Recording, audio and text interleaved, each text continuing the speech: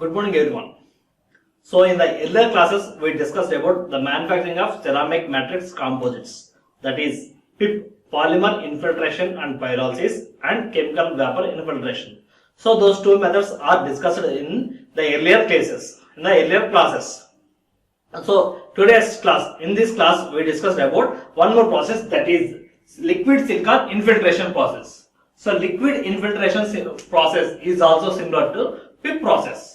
So the initial steps of this infiltration, liquid infiltration, is similar to PIP, and after that we are doing one more step in this process. So initially we are using the same process for infiltrating the polymer into this fibers. So in pyrolysis, in PIP, so initially the fiber preform is taken and those preform is deposited and those preform is placed in a slurry sump, so that the slurry is infiltrated into the fibers by means of capillary action. The same process is doing here. By means of pyrolysis process, here we are impregnated the matrix material into the preformed reinforcement, that is polymer impregnated fibers. So here we are getting the polymer impregnated fibers. So the same steps what we followed in the PIP. So after that we are doing this pyrolysis action. So at pyrolysis, here at 800 to 1200 degrees centigrade, we are heating this compound, so that a carbon matrix composite is forming on this compound. After that, again we are doing the same process. So again we are dipping this final composite. Here we are getting the carbon rich compound.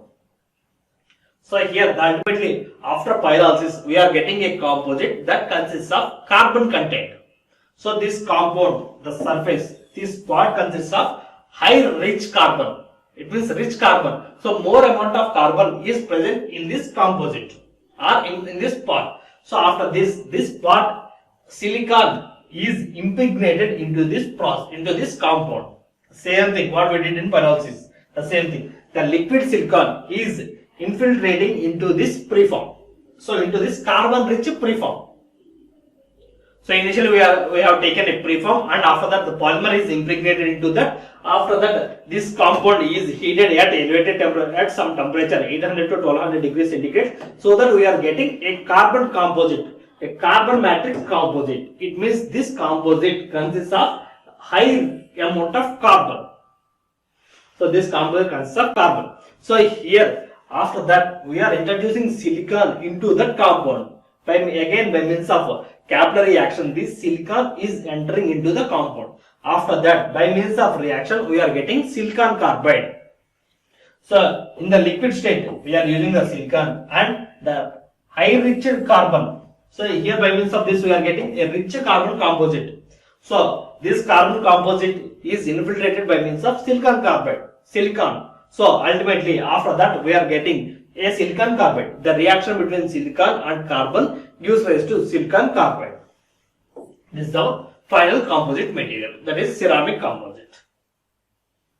So liquid silicon infiltration process is a type of reactive melt infiltration. So here it is, the reaction takes place between the silicon and carbon. So finally the silicon and carbon, and finally we are getting a silicon carbide. So that it is a reactive melt infiltration process. So liquid silicon infiltration process is a type of reactive melt infiltration technique in which the ceramic matrix forms as a result of chemical interaction between the liquid metal infiltrated into a porous reinforcing preform. So liquid matrix into a porous reinforcement preform and the substrate surrounding the melt. Next, liquid silicon infiltration is used for fabrication of silicon carbide. Generally this method is used only for production of silicon carbide. Silicon carbide matrix composites. The process involves infiltration of carbon and microporous on a microporous preform with the carbon. Microporous preform with molten silicon at a temperature exceeding its melting point of around 1400 degrees centigrade. At this temperature, the reaction takes place between silicon and carbon, and ultimately it leads to silicon carbide, a composite material. The liquid silicon. So next, the liquid silicon wets. The same steps we already discussed. The liquid silicon wets the surface of the carbon preform. The melt soaks in this process in this porous structure driven by the capillary force. So by means of capillary forces, those material, the molten state of slurry metal silicon is infiltrated into the carbon material, into the porous reinforced carbon material. The melt reacts with the carbon, forming a silicon carbide according to the reaction. Silicon carbide plus ceramic gives rise to silicon carbide. So this is in liquid form, silicon and carbon solid. This leads to a silicon carbide. That's our composite material. Next, silicon carbide produced in the reaction fills the preform porous and forms the ceramic matrix. So the spaces available in the preform are filled by this ceramic material, and it leads to the formation of matrix material. The soaking of the liquid silicon continues. Liquid silicon continues in the course of the formation of the silicon carbide. The porous preform may be fabricated by either pyrolysis or chemical vapor infiltration. So by means of any process, by means of pyrolysis. So by means of pyrolysis process or chemical vapor infiltration, by means of any process we can inject a polymer into a preform. The preform microstructure is important for complete infiltration. Next, large porous. So these 2 points are very important. Large porous helps to obtain a complete infiltration. So in earlier classes we discussed that. So in chemical vapor deposition, the bottom process, the density of the further layers will be decreasing. Why? Because starting the bottom layers, the melt is filled. It means no more gaps or no more porous is available to pass the reactant gases to the further layers. So here, if the porous is very high, the 2 cases. Large porous helps to obtain a complete infiltration. So a more amount of matrix material can be infiltrated into the reinforcement if the gaps between the fibers is very high, but may result in not complete chemical interaction and formation of the structure with high residual free silicon. So if there will be very gaps between the fibers, so that all the material can be infiltrated, much or more amount of material can be reacted, can be infiltrated, but only few amount of metal can be reacted with these reinforcements. So if here it's a reaction melt infiltration. So here if the reaction takes place between this reinforcement and matrix, then only we are getting a composite. Here only a less amount of metal can be reacted. So the rest over more amount of silicon can be present in this composite. So unreacted material. So only the surrounding surface of our reinforcement can be reacted. The rest over part will be like a silicon. So more amount of silicon, it means high residual free silicon. It means more amount of silicon or unreacted carbon is present in this composite.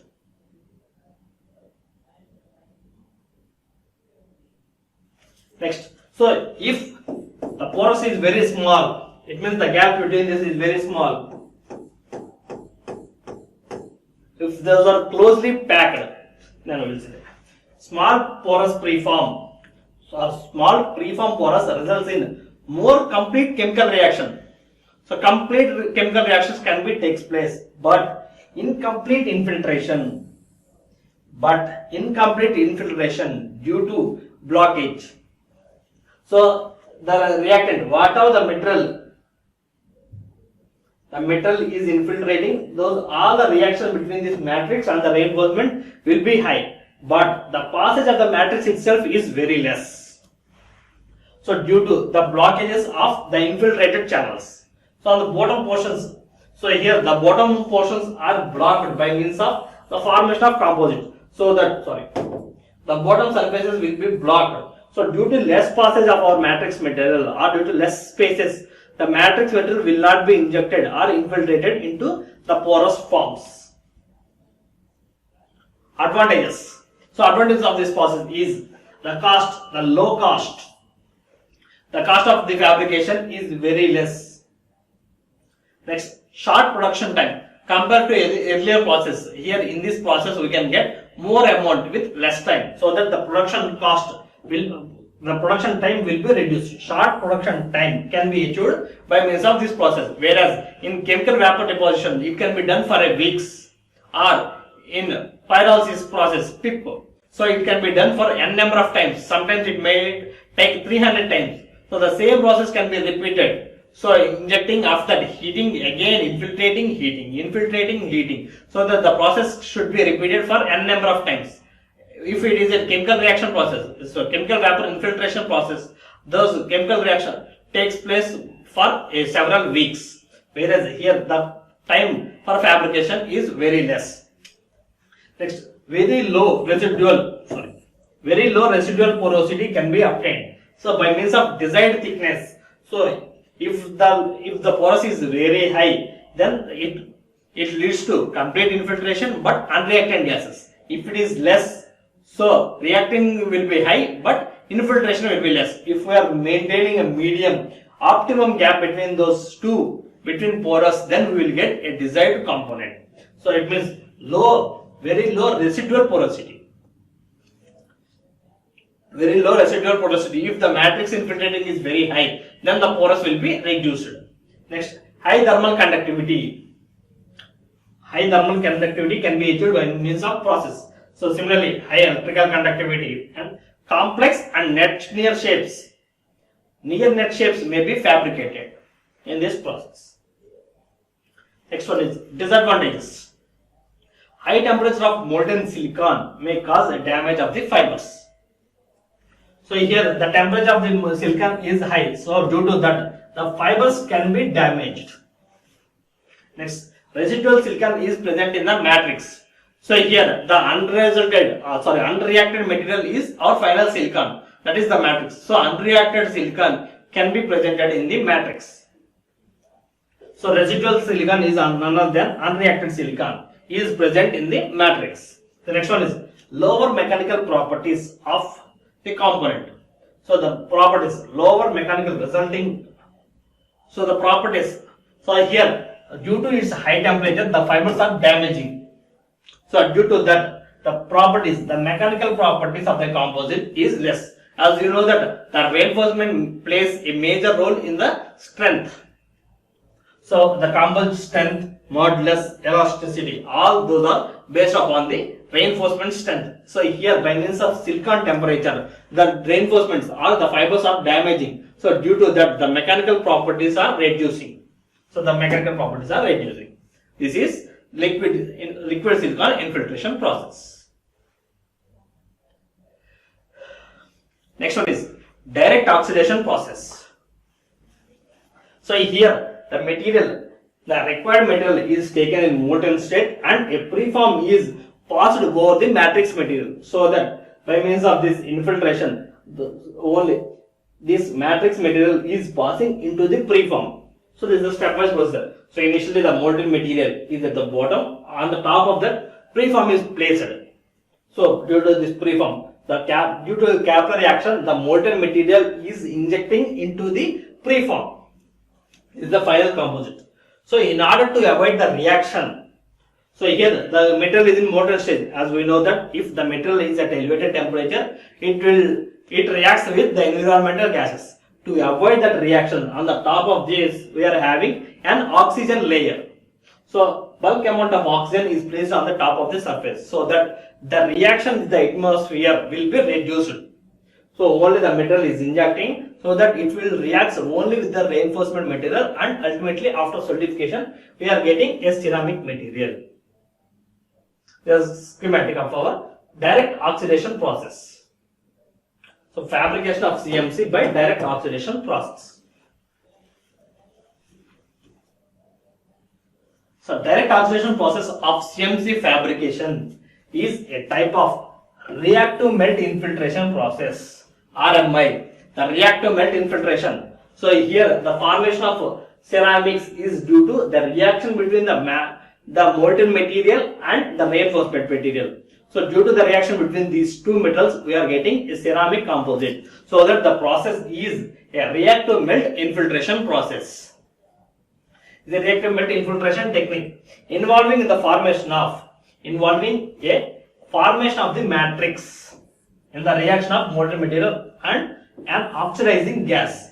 In the presence of oxygen, this reinforcement is reacting with the matrix material. So in the presence of oxygen, here oxygen acts as a barrier also. So in order to avoid the reaction between the atmosphere surface and the molten material, so oxygen acts as a barrier, as well as in the presence of oxygen, the molten material is reacting with the reinforcement material. Next, preform of dispersed phase. The procedure. The preform of dispersed phase is placed on the surface of the parent molten metal. So on the surface of our molten material. So on the surface of our molten material, we are placing a preform. This is our preform. On the surface of our molten material, we are placing this. So preform of dispersed phase. Dispersed phase is our reinforcement. Is placed on the surface of our parent molten material in the atmosphere of oxidizing agent. Atmosphere of oxidizing agent. So in the presence of oxygen, we are doing this process. Next, two conditions are necessary for conducting direct oxidation process. Dispersed phase is wetted. So dispersed phase, the first step is dispersed phase is wetted by the melt.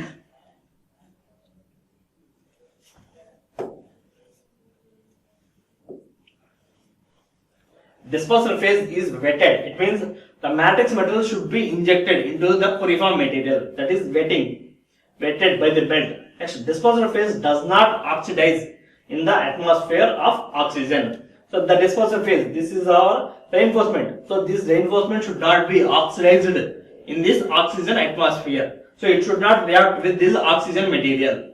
The next one is the second stage. Liquid metal oxidizes.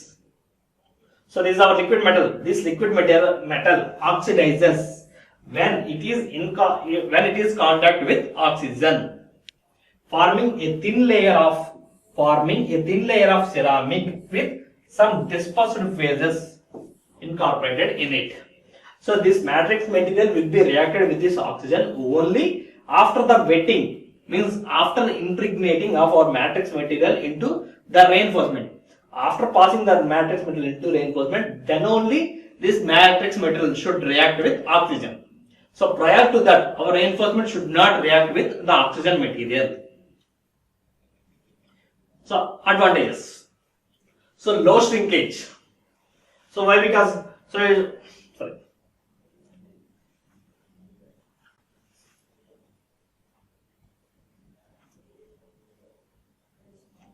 So next, advantages.